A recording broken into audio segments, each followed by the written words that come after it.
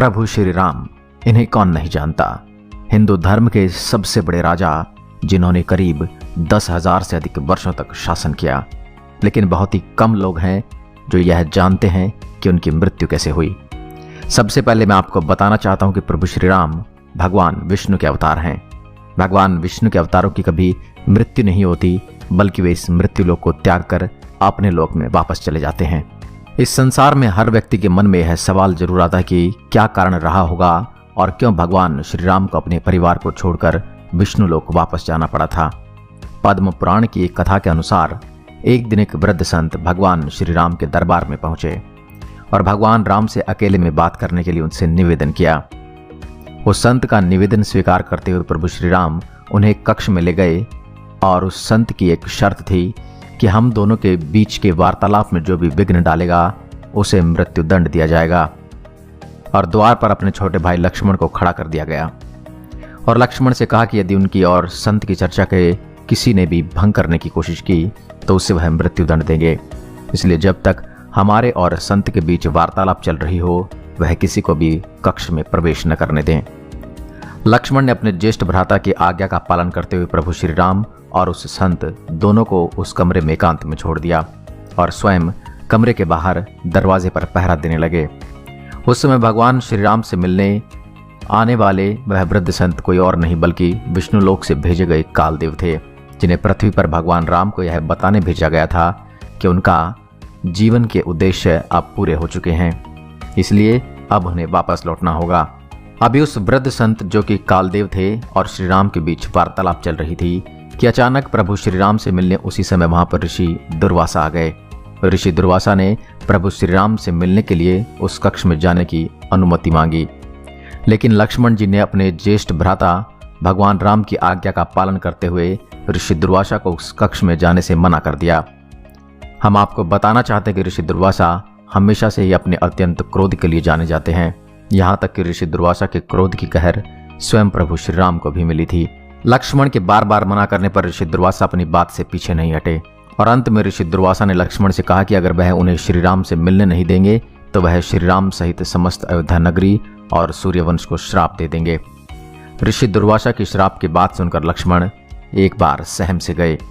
लक्ष्मण जी समझ नहीं पा रहे थे कि आखिर वह अपने भाई राम की आज्ञा का पालन करे या उन्हें और अपने कुल को ऋषि दुर्वासा के श्राप से बचाए।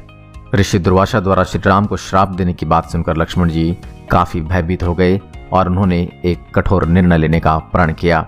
लक्ष्मण जी ऋषि दुर्वासा को भी उन दोनों के वार्तालाप के मध्य नहीं भेज सकते थे, क्योंकि उसके उपरांत मृत्युदंड निश्चित था।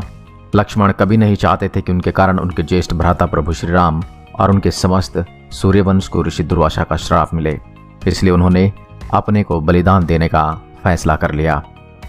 लक्ष्मण जी ने सोचा यदि दुर्वासा को कक्ष में भीतर जाने देंगे तो उनके भाई को श्राप का सामना करना पड़ सकता है, लेकिन यदि वे श्री राम की आज्ञा के विरुद्ध जाएंगे तो उन्हें मृत्युदंड भुगतना पड़ेगा। यह सब में लक्ष्मण ने अपने लिए मृत्युदंड को सही समझा। लक्ष्मण जी आगे बढ़े और कमरे के भीतर चले गए। अपने छोटे भाई लक्ष्मण को चर्चा में बाधा डालते देख प्रभु श्री राम जी धर्म संकट में पड़ गए। अब भगवान राम एक तरफ अपने फैसले से मजबूर थे और दूसरी तरफ अपने प्यारे छोटे भाई के प्यार में निसहाय थे। उस समय भगवान श्री राम ने अपने प्राणों से प्रिय छोटे भाई लक्ष्मण को मृत्युदंड देने के स्थान पर राज्य से बाहर निकल जाने का आदेश दे दिया। उस युग में देश निकाला मृत्युदंड के बराबर ही माना जाता था, लेकिन लक्ष्मण जी कभी भी अपने ज्येष्ठ भ्राता प्रभु श्री राम के बगैर एक क्षण भी नहीं रहे थे। इसलिए लक्ष्मण जी प्रभु श्री राम से बोले कि मैं आपके बगैर एक पल नहीं रह सकता, इसलिए मुझे इस देश से निकाले से अच्छा आप मृत्युदंड की सजा ही दीजिए, क्योंकि आपके बगैर मेरा जीवन वैसे भी मृत्यु के ही समान है। भगवान राम ने ना चाहते हुए भी अपने छोटे भाई अनुज लक्ष्मण की बात मान ली और लक्ष्मण को जल समाधि लेने की अनुमति दे दी। लक्ष्मण श्री राम और अपने समस्त सगे संबंधियों की आज्ञा लेकर लक्ष्मण जी सरयू नदी के पास गए और सरयू की नदी के भीतर चले गए, अर्थात उन्होंने जल समाधि ले ली। इस तरह लक्ष्मण जी के जीवन का अंत हो गया और वे पृथ्वी लोक से अपने लोक में वापस चले गए। लक्ष्मण जी के सरयू नदी के अंदर जाते ही वहां से शेषनाग के अवतार में वह प्रकट हुए और वापस अपने लोक में चले गए। अपने प्यारे भाई लक्ष्मण के चले जाने के बाद भगवान श्री राम काफी उदास हो गए। जिस तरह राम के बिना लक्ष्मण नहीं, ठीक उसी तरह लक्ष्मण के बिना राम का जीना प्रभु श्री राम को उचित नहीं लगा। यह सब सोचकर प्रभु श्री राम ने इस लोक से जाने का विचार बनाया। तब प्रभु श्री राम ने अपना सारा राजपाट और पद अपने पुत्रों के साथ अपने पुत्र के भाइयों को सौंप दिया और सरयू नदी की ओर चल दिए।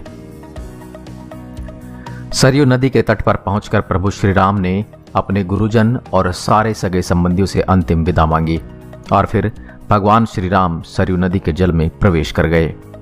भगवान श्री राम सरयू नदी में बिल्कुल आंतरिक भूभाग तक चले गए और अचानक वहां से अंतर ध्यान हो गए और फिर कुछ देर बाद नदी के भीतर से भगवान श्री हरि विष्णु प्रकट हुए और उन्होंने अपने सभी भक्तों को दर्शन दिए।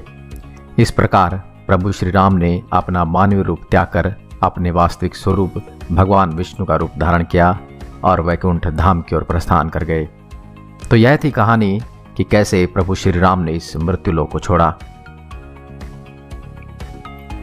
अगर आपको यह जानकारी पसंद आई है तो इसे अपने मित्र, घर वाले और सगे संबंधियों के साथ शेयर करना ना भूलें और वीडियो को लाइक करें और कमेंट करना ना भूलें।